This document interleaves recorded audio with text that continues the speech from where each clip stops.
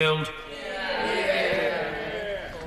you, Mr. Speaker, and can I begin by congratulating you for your stamina in the chair for now more than 12 hours.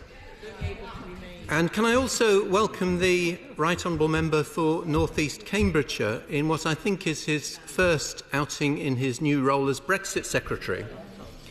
I notice that there is a rapidly diminishing tenure for those in the post. The first Brexit Secretary lasted 24 months, the second 5 months, and so I'm hoping that the new occupant of the post can at least make it through till oral questions on Thursday. It is a privilege to wind up the first of the 5 days of debate that we'll be having on the government's withdrawal bill, and to do so on a day in which Parliament has asserted its sovereignty so dramatically. And today's debate has confirmed that the government has forged a remarkable consensus on one thing at least: opposition to their deal. A deal that fails not only this Parliament but fails the British people. Now, Labour campaigned to remain in the European Union because we believed it to be in the economic and political interests of our country and of the continent that we share and will continue to share, and for all of the reasons that were set out so powerfully by my right honourable friend, the member for Leeds Central. But we accepted that we lost the referendum. That's why we voted to trigger Article 50, setting the clock ticking.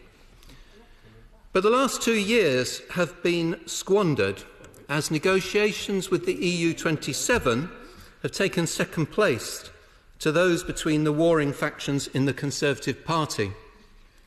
And the country is paying the price. But, Mr. Speaker, it didn't have to be like this. The Right Honourable Member for Altrincham and Sale made the point that the Prime Minister has worked hard over the last 2 years and won respect from many in the country. And it's a fair point. But working hard is not enough. The problems that she faces now are as a result of the decisions that she's taken. And we urge the Prime Minister at the outset of this process to reach out for the majority in Parliament who would have supported a sensible Brexit by acknowledging and saying that the people had voted to leave the European Union, but by the closest of margins. And I have to say I was bewildered to hear her earlier questioning the legitimacy of the 1975 referendum because 1/3 of people had voted against remaining in the EEC, while delivering this damaging Brexit, or seeking to, on a result which split the country down the middle. The 2016 referendum was a mandate to end our membership of the European Union, but not to rupture the relationship with our closest neighbours, our main trading partner and our key allies. Now, if she had said that 2 years ago, that she would seek a deal which reflected that position, that was right for people's jobs and their livelihoods, in a customs union close to the single market, in the agencies and partnerships that we have built together over 45 years, she could have secured a majority in Parliament, and she could have united the country that was so deeply divided by the referendum, and the Northern Ireland border would not have been an issue.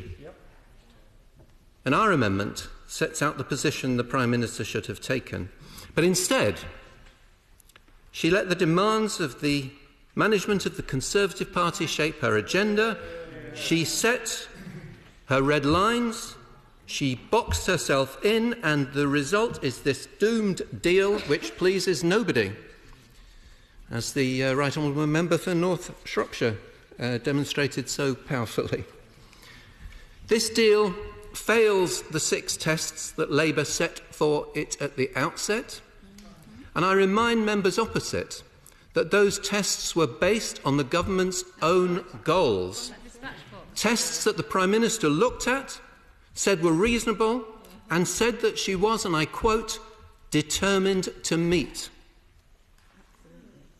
But, Mr. Speaker, one thing has changed since the deal was struck, and that's the government's narrative a little honesty is finally breaking out.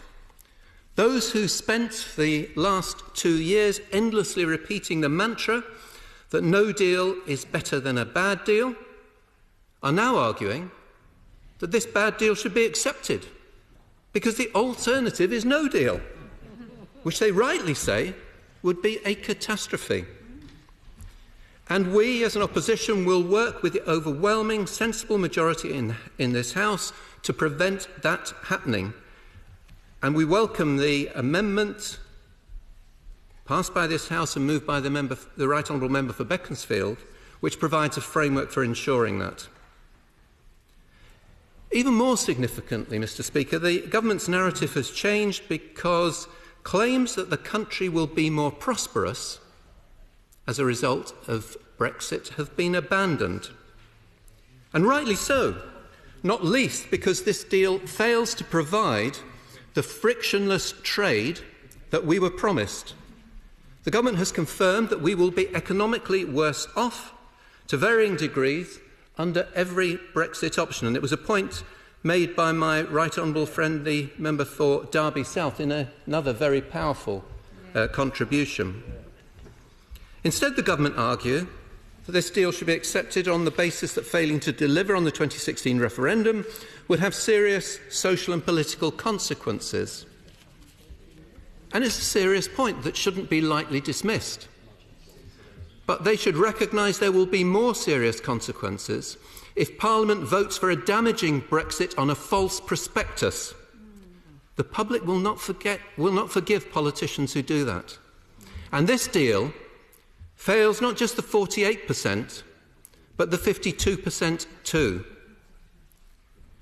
Mr. Speaker, as they've discarded the idea of a brighter economic future, the government say that this deal deserves support because it delivers on the other pledges, and particularly to take back control of our borders. Indeed, that is top of the government's 40 reasons to back the Brexit deal on their website. But the expectations unleashed by the rhetoric of taking back control are a long way from the reality. The government has had complete control over non-EU migration for the last 8 years. And in every one of those years, net migration from outside the EU was higher than from within it. And as last week's figures from the ONS show, falling immigration from the EU because people no longer wish to come has simply been replaced with non-EU immigration hitting a 14-year high. But on this central issue, the Home Secretary said this week that we are unlikely to see the government's plans before next Tuesday's vote. The long-promised white paper has been delayed beyond then, and it is a disgrace. And on other issues, the Brexit blindfold is tightening too. Take fishing, where the rhetoric of being an independent coastal state is not matched by the reality of the new deals that will need to be struck to ensure that we continue to have access to European markets that buy the 80% of the UK's catch. Another issue kicked down the road. But the political declaration, Mr. Speaker, kicks so much down the road. It offers no certainty, and it opens the door to a hard and damaging Brexit. A document that we were promised would be, quote, detailed, precise and substantive, setting out clearly our future relationship with the EU, is nothing of the sort. After 2 wasted years, we have no clear picture of our future relationship, as the Right Honourable Member for Broxtowe pointed out. This is a blindfold Brexit. The government is asking Parliament to take the country over a cliff with no clarity on the safety net.